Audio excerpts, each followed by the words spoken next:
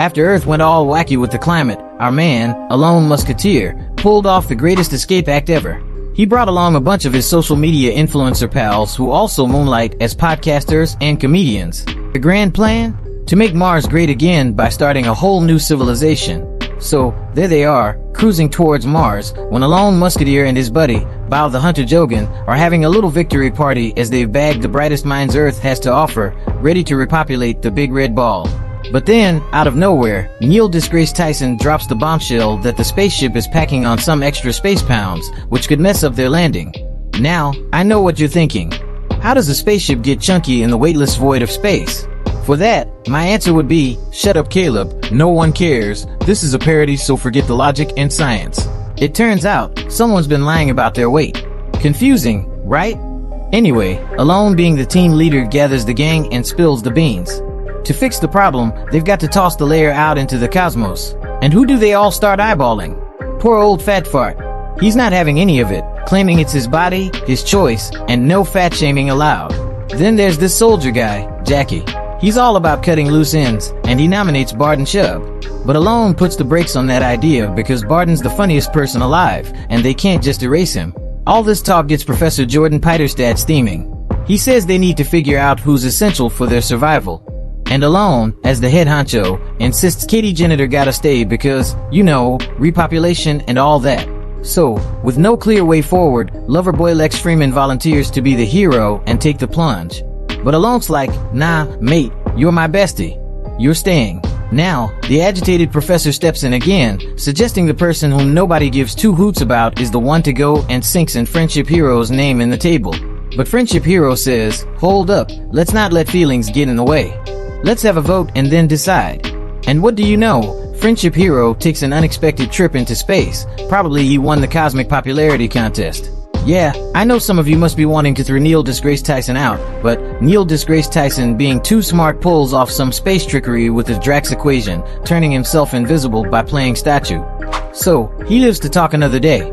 A few minutes later, Skillbar, the helicopter pilot cum comedian, unsafely lands the mothership on Mars, and the gang is ready to start their Martian adventure. But surprise, surprise, they're not the first ones on the red planet. Bao Hunter Jogan is almost keeling over as he spots none other than the man, the myth, the legend David Joggins. This dude ran 34 million miles all the way from Earth to Mars in negative 127 degrees, bare-chested, in crazy space conditions. After dishing out some motivation to the motherfathers, Joggins heads for Jupiter with a giant log, leaving the crew in awe. Joggins asked them to stay hard, hoping that they would meet again someday in Jupiter. The motivated crew begins their journey on Mars, but the trouble is never far behind. They discover Professor Peiterstad is taking his sweet time with Katie, and the others aren't thrilled about being left out. It turns out that the professor developed some feelings for Katie. That's why he is not letting others come inside, you know what I mean. As if that wasn't enough, they stumble upon some Martian inhabitants. So Alone, being a sensible colonizer, decided to eradicate the natives by using his handy-dandy flamethrower. Or so they thought. Turns out, it's a group of Arab-looking folks who've been on Mars for a while and have a thing for drilling oil. Suddenly one of the Arab-looking people attacked them and took them hostage. Once they gained consciousness, the team found out that they were tied to the chair in front of the leader of the Arab-looking people.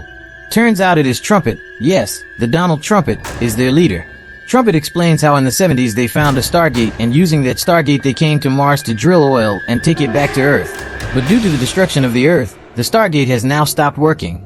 So they are now stuck here in the Big Red, and for the last 6 months, they have not even seen any woman. So, they got a bit excited when they saw Katie. But there's one thing missing, it's Katie. Has been taken to their pleasure room, and that doesn't sound good. Trumpet decides to end the Earthlings, but Professor Peiterstad manages to free himself. Using his particular set of skills, he goes on a mission to save Katie. In the meantime, Jackie, the soldier guy, along with Bao Hunter Jogan and the lone musketeer, take care of the other folks, and, to our surprise, we saw them set the oil reserve on fire. What a classic facepalm moment. They could have grabbed the oil rigs here also. But wait, it's not the end. Deep in the darkness of space, another spaceship led by Mark Zingerbarger is making its way to the Big Red, setting the stage for some cosmic chaos. His laugh rivals Dr. Evil.